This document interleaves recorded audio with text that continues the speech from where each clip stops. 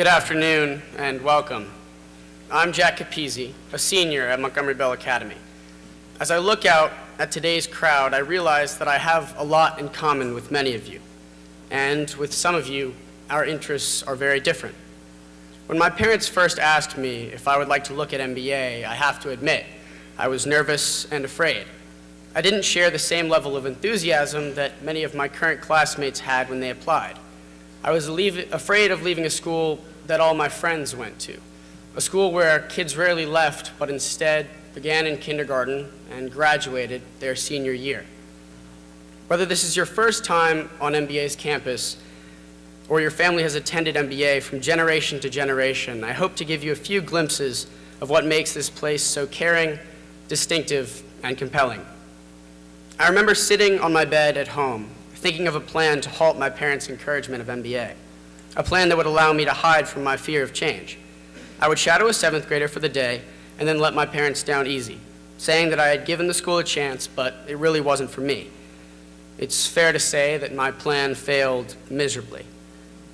On the drive to tour MBA, my preconceived notions of the school led me to think that it was a place made up of khaki pants and polo shirts, where the students were identified by whatever sport they were involved in, as opposed to their personality.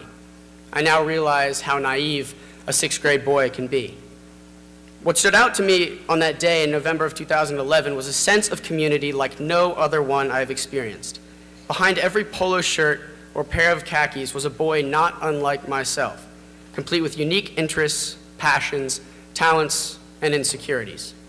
I can think of no safer, supportive, or encouraging place in which a boy has the opportunity to explore his interests, face his fears, and expand his knowledge than here at MBA. The student body is made up of a variety of talents, interests, personalities, and perspectives. The lines are blurred between academics, sports, arts, and forensics, allowing any student to pursue seemingly diverse interests with ease. In my brief time at MBA, I have served on the student council alongside members of the lacrosse team, seen artists join debate, heard football players recite their own poetry for the Creative Writing Club, and watched from the wings of this very theater as runners on the cross-country team performed lead roles in student-directed plays. With the support of faculty members and their fellow classmates, students can pursue different academic and extracurricular interests with ease. In 9th grade, I joined the debate team. My debate partner and I enjoyed success, and for a time, I thought that I had found my place here on the Hill. As the year progressed, however, I realized that my interests spread beyond the debate podium. I didn't want to quit the activity, however, I knew that my interests incorporated a creativity and expression that was left unsatisfied by debate. Confused on what to do, I sent my Latin teacher a brief email explaining my dilemma, and within an hour, I was sitting in his office outlining my plan for sophomore year. Instead of continuing with debate, I would join the mock trial team and try out for each of the year's 4 plays. With this one teacher's empathy of my position and determination to help me, I never would have discovered the activities that have since defined my contribution to MBA. The first day of mock trial practice, my sophomore year, I finally realized what MBA is all about. I saw that I was on a team of debaters, runners, newspaper editors, artists, and actors. We were all coming together for a similar passion that transcended our seemingly inconsistent backgrounds. It was at that moment that I first glimpsed the web of activities and involvements that strings each student to one another, forming the bond of brotherhood. It is with the support of such a web that I can be myself at MBA, and my friends can too. Now, I'd like to leave you all with an image. It's not uncommon for me to attend a football game with some of my best friends. I've already mentioned my role in mock trial and theater. However, when I am at these games, I am cheering for our team beside friends that are members of the Honor Council, baseball players, and musicians. On the football field, the starting center writes beside me as a lead editor for our newspaper. The quarterback is our student body president. My classmates on the field display a commitment to their team that mirrors their willingness to help one another on a math problem or when studying for an exam. And this brings me to my final point. No 2 students at MBA are the same. Through our different interests, passions, and personalities, we're able to create an impenetrable bond that links each of us together. I urge you all to recognize that you too are like no other student that has walked up the steps of MBA for his first day of school. If you are willing to accept the challenge that MBA provides, you will become a part of MBA's community. If you are willing to accept this challenge, the school will return you with the opportunities, relationships, and experiences necessary to stimulate your mind and further your development in becoming both a gentleman and a scholar. Thank you.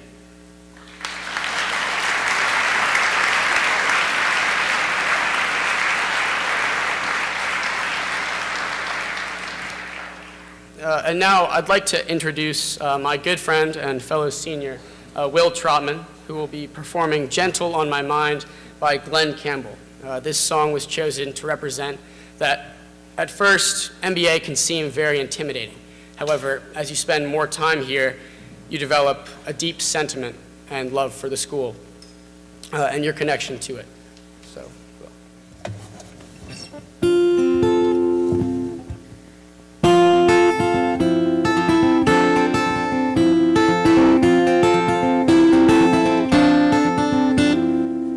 it's known that your doors are always open and your path is free to walk. That makes me tend to leave my sleeping bag rolled up and stashed behind your couch. And it's known I'm not shackled by forgotten words and bonds and the ink stains that I dried upon some line. Keeps you in the back roads by the rivers of my memory and keeps you ever gentle on my mind.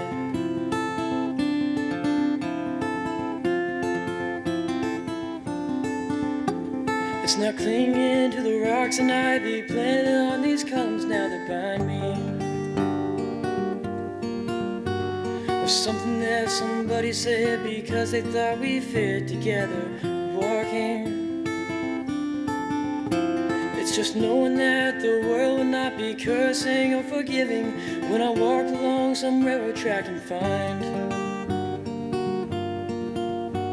that you're moving on the back roads by the rivers of my memory, and for hours you're just gentle on my mind.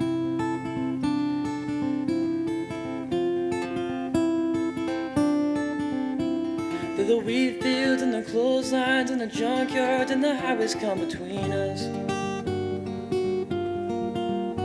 and some other woman's crying to her mother 'cause she turned and I was gone, I still might run in silence, tears of joy might stain my face, and the summer sun might burn me till I'm blind, but not to where I cannot see you're moving on the back roads, the rivers flowing gentle on my mind.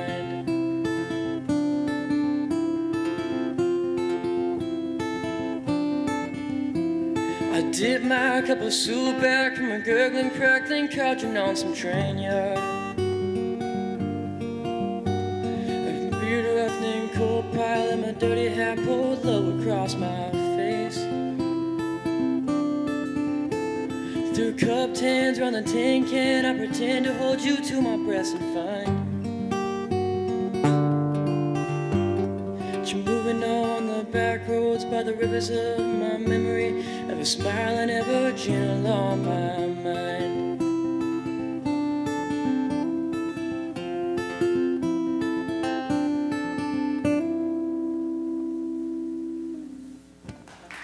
Thank you.